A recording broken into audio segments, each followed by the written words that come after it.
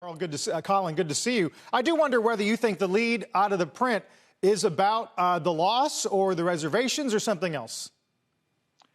No, I mean, it's definitely about the Q4 weaker production outlook. I mean, I don't personally think it's that big of a deal, but this is a stock that's, we're reading the tea leaves. It's early days. We're talking about cutting a few hundred units in a company that's pricing in probably several million units in 10 years.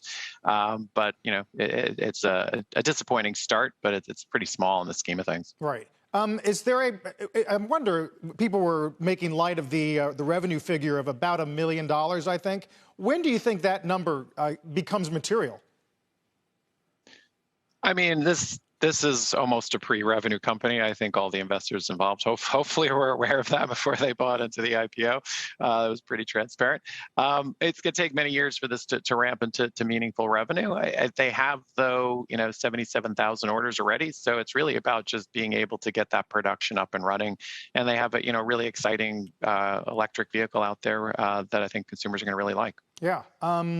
The cash position, are you comfortable with it? And I wonder whether or not you think they are biting off more than they can chew in Georgia now with this new plant.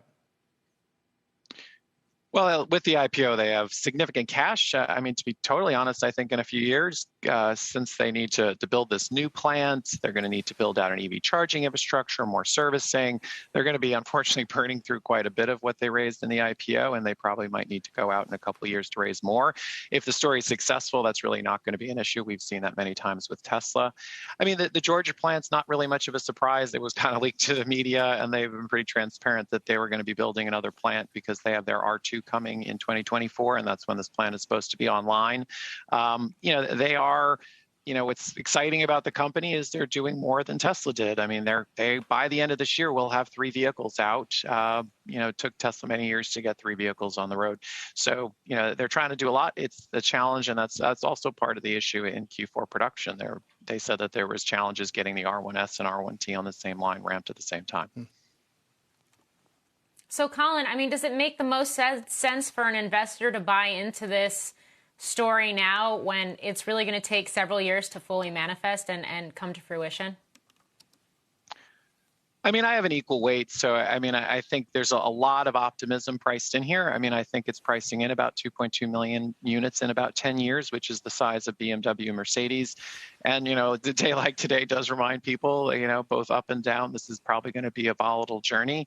It's, I think, one of the most compelling EV startups. But if you're willing to take the risk, I mean, and you're bullish on the story, it's an interesting investment, but from my standpoint, I'd be on the sidelines given the near-term volatility and the expectations priced in, hence the equal weight.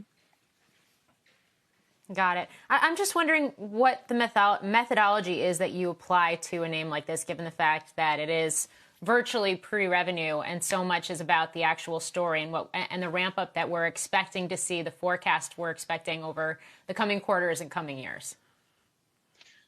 I mean, I do use an underlying DCF, which I'm not a big fan of, but for a company like this, where they're, as you kind of highlighted, is pretty much pre-revenue, is really one of the few options. But I also try to line that up with, looking out 10 years, which is, I think, how growth investors are looking at these kinds of names.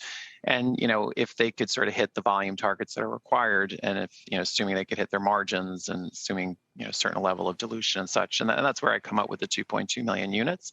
That's a pretty aggressive number since, as I said, it's sort of in line with BMW and Mercedes in a normal year. But I got to admit, I mean, having been in the car, it's quite an exciting car. And I feel like out of all of the EV startups, this one probably has the best run at doing that. And we're in a period where there's huge demand for electric vehicles. So they seem to be in the right space, the right time. They have a very interesting and differentiated brand strategy too. I think everyone else is sort of look like they're chasing Tesla. They're going more a lifestyle, outdoorsy brand, which I think is actually a pretty smart move too. So they have a lot going for them on that front.